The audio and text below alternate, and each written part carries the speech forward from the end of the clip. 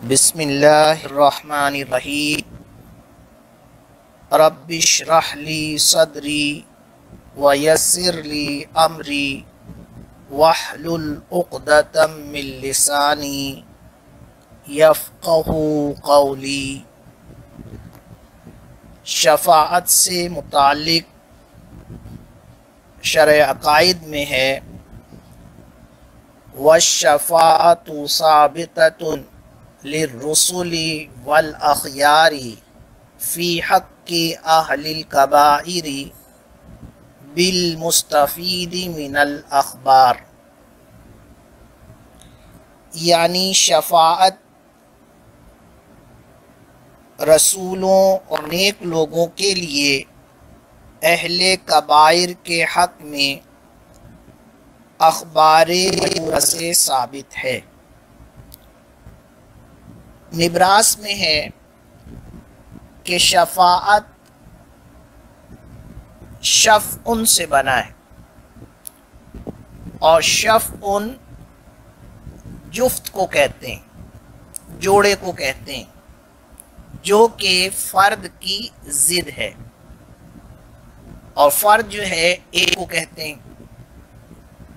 تو مجرم چونکہ فرد ہوتا ہے، اکیلا ہوتا ہے، تو شفاعت کرنے والا، سفارش کرنے والا اس سے مل جاتا ہے، اور اب یہ دو ہو جاتے ہیں، یعنی جفت ہو جاتے ہیں، جوڑا ہو جاتے ہیں، زوج ہو جاتے ہیں، دو ہو جاتے ہیں۔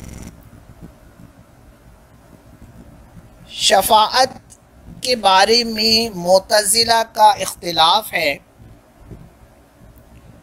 معتزلہ یہ کہتے ہیں کہ شفاعت ثواب محسن کی زیادتی کے لیے ہوگی، نیکوکار کی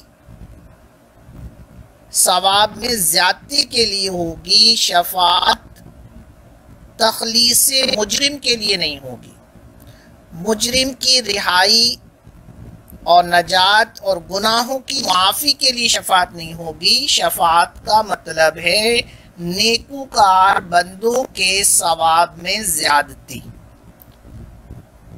جبکہ اہل سنت کے نزدیک شفاعت تخلیص مجرم کے لیے ہوگی، گناہوں کی معافی کے لیے ہوگی، گناہگار کو جہنم سے نجات دلانے کے لیے شفاعت ہوگی۔ شارح کہتے ہیں کہ یہ اختلاف ایک دوسرے اختلاف پر مبنی ہے۔ کہتے ہیں ھذا مبنی علی ما سبق من جواز العفو والمغفرۃ بدون الشفاعۃ فبالشفاعۃ اولی، یعنی یہ بات پہلے گزر چکی ہے کہ عفو اور مغفرت کا جواز بغیر شفاعت کے ہے۔ ہمارے نزدیک بغیر شفاعت بھی مغفرت اور معافی کا جواز ہے، تو شفاعت کے ذریعے تو بدرجہ اولا ہوگا، کیونکہ رب کریم ارشاد فرماتا ہے کہ وہ شرک اور کفر کو نہیں بخشے گا، اور شرک اور کفر کے علاوہ جو گناہ ہیں وہ جس گناہ کو چاہے گا اسے بخش دے گا۔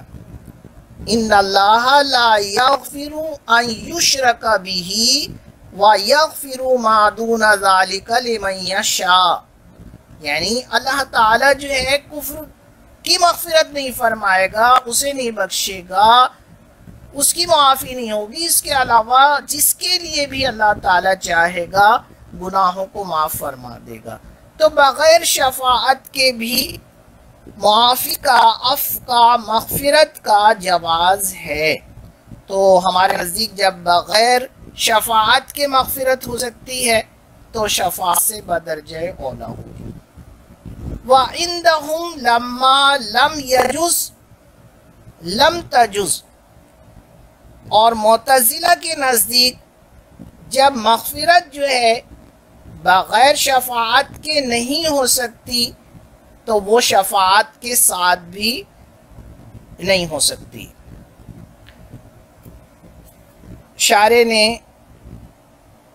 اہل سنت کی طرف سے 2 دلیلیں آیات کی صورت میں اور 1 حدیث کی صورت میں دی ہیں۔ اہل سنت کی شفاعت کے ثبوت پر پہلی دلیل یہ ہے، رب کریم ارشاد فرماتا ہے وَاسْتَغْفِرْ لِذَنبِكَ وَلِلْمُؤْمِنِينَ وَالْمُؤْمِنَاتِ۔ حضور سیدی اعلیٰ حضرت رضی اللہ تعالی عنہ نے اس کا ترجمہ فرمایا، اور اے محبوب اپنے خاصوں اور عام مسلمان مردوں اور عورتوں کے گناہوں کی معافی مانگو۔ اب یہ گناہوں کی معافی کا جو حکم دیا گیا ہے یہی شفاعت ہے، کہ رب کریم فرما رہا ہے کہ گناہگار مرد اور عورتوں کے گناہوں کی معافی مانگو، اسی کا نام شفاعت ہے۔ دوسری دلیل رب کریم ارشاد فرماتا ہے فَمَا تَنْفَعُهُمْ شَفَاعَةُ الشَّافِعِينَ۔ فَمَا تَنْفَعُهُمْ شَفَاعَةُ الشَّافِعِينَ، تو انہیں سفارشیوں کی سفارش کام نہ دے گی، یعنی کافروں کو شفاعت کرنے والوں کی شفاعت جو ہے نفع نہیں دے گی، فائدہ نہیں دے گی، ان کے کام نہیں آئے گی۔ اب اس آیت کریمہ سے معلوم ہوا کہ کافروں کے لیے شفاعت جو ہے وہ مفید نہیں ہوگی، نفع بخش نہیں ہوگی، لیکن مسلمانوں کے لیے، مومنین کے لیے جو ہے شفاعت جو ہے فائدہ مند ہوگی۔ وجہ کیا ہے؟ فَإِنَّ أُسْلُوبَ هَذَا الْكَلَامِ يَدُلُّ عَلَى ثُبُوتِ الشَّفَاعَةِ فِي الْجُمْلَةِ، یعنی یہ آیت کریمہ جو ہے اس کلام کا اسلوب فی الجملہ شفاعت کے ثبوت پر دلالت کرتا ہے۔ تو اسلوب کلام سے یہ پتہ چل رہا ہے کہ مومنین کے حق میں شفاعت ہوگی، کیونکہ قیامت کے دن کافروں کی بدحالی اور مایوسی کو بیان کرتے ہوئے ان کے حق میں شفاعت کے مفید نہ ہونے کی نفی کی گئی۔ جب کسی کی اس قسم کی حالت بیان کی جائے تو پھر یہ حالت انہی کے ساتھ خاص ہوتی ہے۔ تو معلوم یہ ہوا کہ شفاعت کافروں کے حق میں نفع بخش اور مفید نہیں ہے، مومنین کے حق میں جو ہے وہ مفید ہوگی۔ یہاں پر ایک اعتراض ہوتا ہے کہ آپ نے تو مفہوم مخالف سے یہ ثابت کیا ہے کہ جب کافروں کے حق میں نفع بخش نہیں ہے، مفید نہیں ہے، فائدہ مند نہیں ہے، تو اس کے برعکس آپ نے کہہ دیا کہ مومنین کے حق میں وہ نفع بخش ہوگی، تو مفہوم مخالف سے آپ نے استدلال کیا ہے۔ تو اس کا جواب یہ ہے کہ ہم نے مفہوم مخالف سے استدلال نہیں کیا ہے، کیونکہ مفہوم مخالف جیسا کہ آپ کو پتہ ہے کہ ہمارے نزدیک جو ہے معتبر نہیں ہے، اور معتزلہ کے نزدیک بھی جو ہے معتبر نہیں ہے۔ البتہ شوافی کے نزدیک جو ہے وہ مفہوم مخالف جو ہے وہ معتبر ہے۔ پہلے تو آپ یہ سمجھ لیجئے کہ مفہوم مخالف کسے کہتے ہیں۔ مفہوم مخالف یہ ہے کہ کسی چیز کے لیے کوئی حکم ثابت ہے، اب اس کے برعکس مسکوت عنہ کے لیے وہی حکم جو ہے ثابت کر دیا جائے، کہ اس کے برعکس جو ہے مسکوت عنہ کے لیے ثابت ہو، تو یہ جو ہے مفہوم مخالف ہوتا ہے۔ جیسا کہ نبراس میں مثال بھی دی گئی ہے کہ صائمہ بکریوں میں زکوٰۃ ہے، اب اس کا مفہوم مخالف کیا ہوگا کہ غیر صائمہ جو کہ مسکوت عنہ ہیں، غیر صائمہ بکریوں میں زکوٰۃ نہیں ہے۔ تو شوافی چونکہ اس کے قائل ہیں تو وہ اس حدیث سے استدلال کرتے ہیں اور یہی بات کہتے ہیں کہ غیر صائمہ بکریوں میں زکوٰۃ نہیں ہے، اور یہ حدیث کا مفہوم مخالف ہے۔ تو احناف جو ہیں مفہوم مخالف کا اعتبار نہیں کرتے ہیں، وہ کہتے ہیں کہ غیر صائمہ بکریوں میں زکوٰۃ نہیں ہے، مگر وہ دوسری نص سے ثابت ہے، اس حدیث کے مفہوم مخالف کا اعتبار ہم نہیں کر رہے۔